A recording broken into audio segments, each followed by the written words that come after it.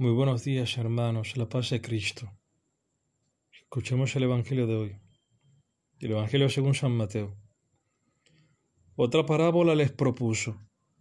El reino de los cielos es semejante a un grano de mostaza que tomó un hombre y lo sembró en su campo. Es ciertamente más pequeña que cualquier semilla, pero cuando crece es mayor que las hortalizas y se hace árbol, hasta el punto de que las aves del cielo vienen y anidan en sus ramas. Les dijo otra parábola. El reino de los cielos es semejante a la levadura que tomó una mujer y la metió en 3 medidas de harina, hasta que fermentó todo. Palabra del Señor. Gloria a ti, Señor Jesús. Estas imágenes que nos presenta Jesucristo son imágenes de la Iglesia, de lo que será la Iglesia, lo que está llamada a ser la Iglesia. Son imagen de la misión también de la Iglesia. Recordemos lo que dice el Concilio Vaticano II. La Iglesia es como el germen, el inicio del reino de Dios aquí en la tierra en misterio.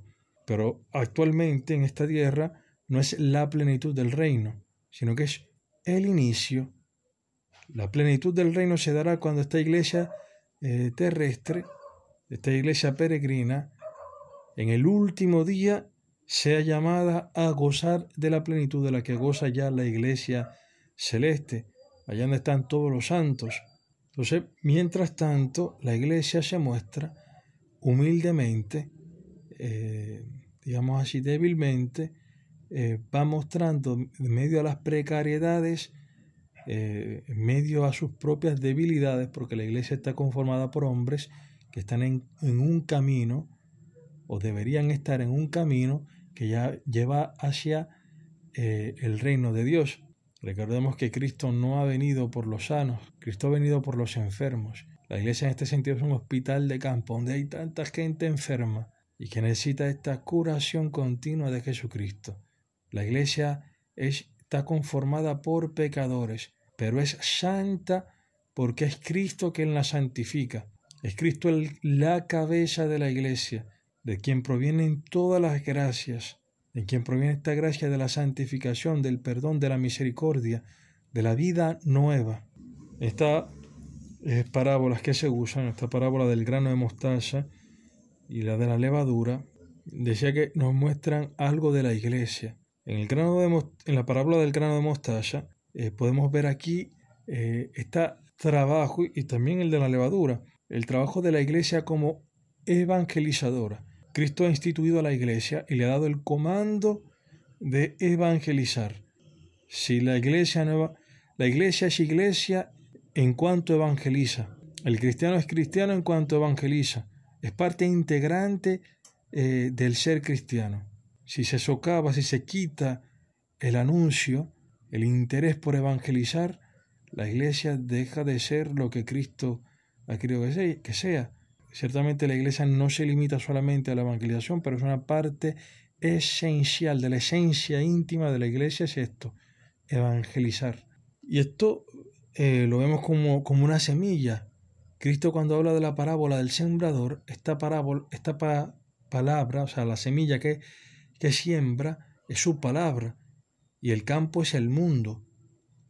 Pues aquí en esta parábola de la mostaza, este hombre que siembra en su campo es Jesucristo, que siembra la palabra, y de este sembrar nace un árbol.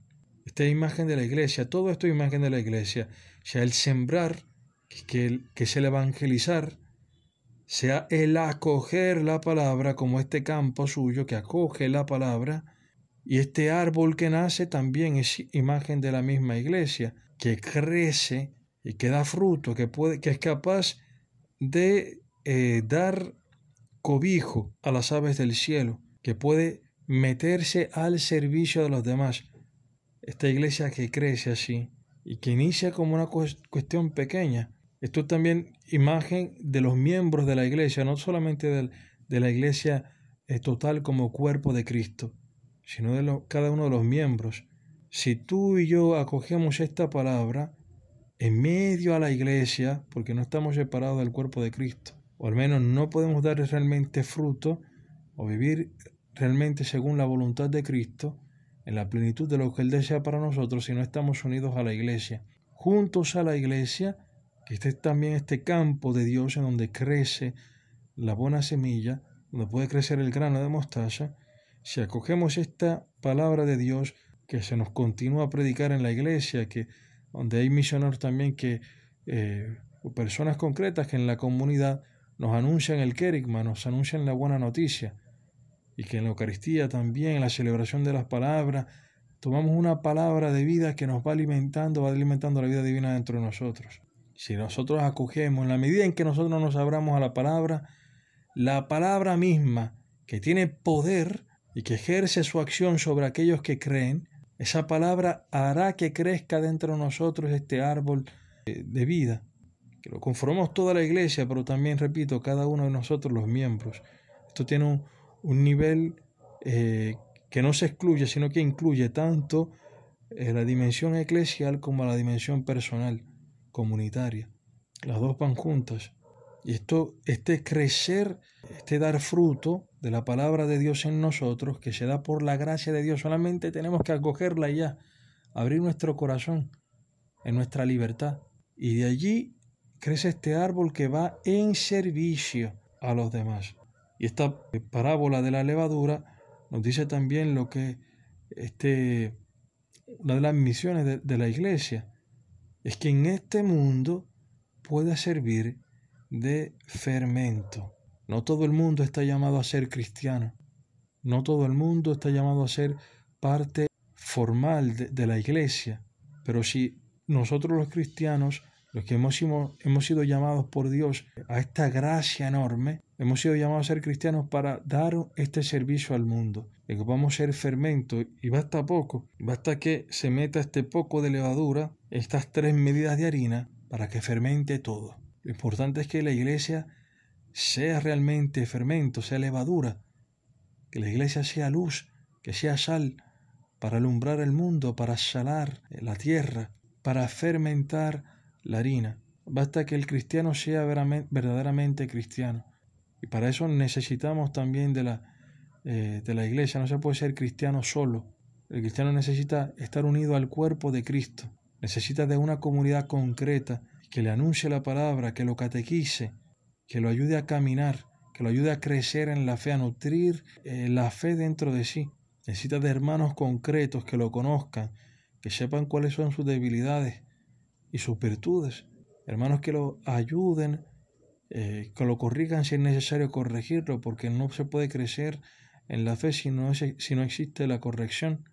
Necesita también de hermanos que lo apoyen, que le puedan dar una palabra también de aliento cuando se necesite. Hermanos que puedan orar concretamente sabiendo cuál es la situación que agravia al hermano. Esto se da en la iglesia, en este campo del Señor en que Él siembra. Y esta parábola del grano de mostaza, en cierto sentido, se puede ver también con la primera lectura, que hay una lectura familiar ahí. San Pablo, en la epístola a los Efesios, toma el matrimonio cristiano y lo compara con la unión entre Cristo y la iglesia. Y es que el matrimonio cristiano, este sacramento, toma su fuerza de este amor entre Cristo y la iglesia. El sacramento del matrimonio para los cristianos, el sacramento es cristiano, para nosotros es la participación de este amor de entre Cristo y la iglesia. ¿Y cómo es el amor entre Cristo y la iglesia? Pues Cristo se ha donado totalmente a la iglesia, se ha entregado por ella para el perdón de sus pecados, para que sea lavada, para que sea purificada. Y Cristo se ha entregado a la iglesia y la ha servido, ha dado su vida por ella. Cristo a sus discípulos, en la noche de la última cena, le lavó los pies a cada uno. Esta es una acción que marca toda la vida de Cristo. La vida de Cristo fue un servicio, un donarse. Y Cristo hace esto tomando el último lugar, porque esto de lavar los pies le tocaba al último. Y Cristo se ha hecho último, Él siendo el Señor, el Maestro, y ha lavado para que ha hecho ese servicio, y toda su vida la ha dado en servicio, en rescate a los demás, en rescate a la iglesia, para que nosotros recibiendo ese amor y ese ejemplo, podamos también amar de esa misma forma. Y esa forma está llamado a amar el marido, entregándose, sirviendo a su mujer, poniéndola por encima de él, dando su vida, entrando en la cruz como Cristo lo hizo. Este es el amor al que está llamado a usar el marido hacia la mujer. Y la mujer está llamada a amar a su esposo como la iglesia ama a Jesucristo. ¿Y cómo ama la iglesia a Jesucristo? Sometiéndose en obediencia a Cristo. Vivir de acuerdo al deseo de Cristo. Entonces la mujer está llamada a vivir en obediencia a su esposo. En la familia hay una cabeza, como en la iglesia hay una cabeza. La iglesia es el cuerpo de Cristo, Cristo es la cabeza. La familia también, que es una iglesia doméstica, tiene una cabeza, que es el marido, que representa a Cristo. Y la mujer es su cuerpo, que representa a la iglesia. Por tanto, el marido, y esto es lo que dice San Pablo, el marido ama a su mujer porque es su cuerpo. Y nadie desprecia su cuerpo, sino que lo nutre y le da calor. Entonces, esta forma de amor es que los cristianos están llamados a usar. No es simplemente el pedacito que dice la mujer que se esté sometida a su esposo. Sí, eso es verdad, pero que eso no es la única parte. No seamos tontos, no nos queramos hacer los tontos. El hombre, el marido, está llamado a entregarse, a amar, a servir a su mujer, a entregar su propia vida. Entonces, lo que dice San Pablo es esto: sométanse los unos a los otros. En esto se resume todo el amor cristiano y el amor que se da en una familia.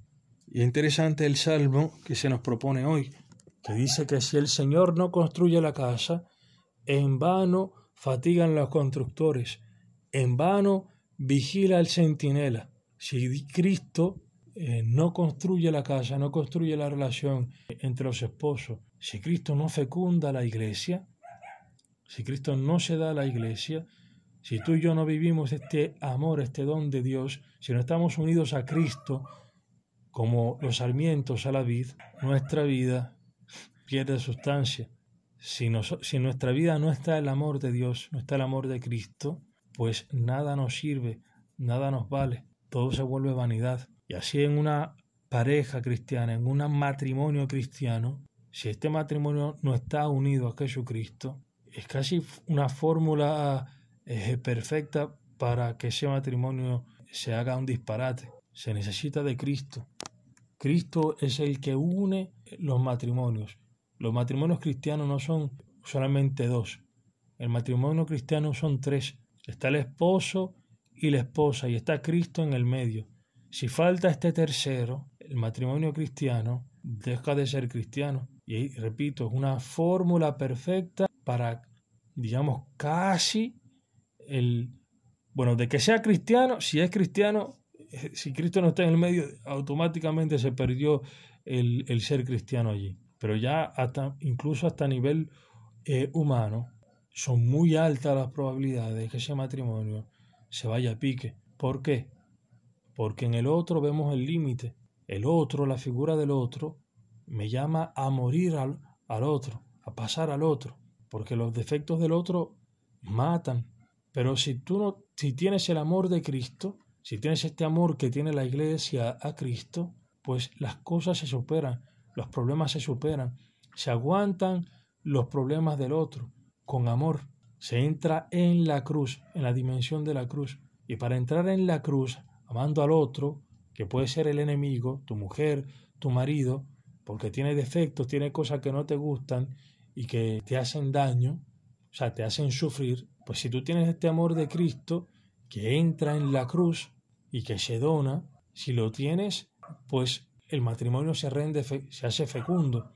Pero si no está Cristo allí en el medio, es imposible que se pueda tomar la cruz. Solo unidos a Jesucristo se puede llevar la cruz. Y el matrimonio cristiano está llamado a ser fecundo. Una fecundidad, sino en primer orden, que es la fecundidad física de tener hijos, que son una gracia de Dios. El fruto del vientre es un don de Dios. Y aquí decía que se podría pensar también la parábola del grano de mostaza.